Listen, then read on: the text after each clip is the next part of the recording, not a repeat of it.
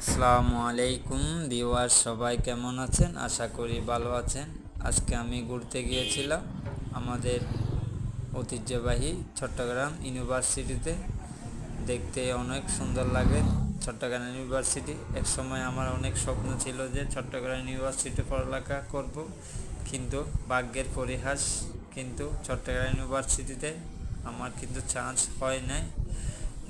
আজকে চট্টগ্রাম ইউনিভার্সিটি আমি দেখতে গেছিলাম। এটা হাটাজারি থানার অধীনে। দেখতে অনেক সুন্দর চট্টগ্রাম ইউনিভার্সিটি, মনোরম পরিবেশ। আপনারা চাইলে ঘুরে আসতে পারেন।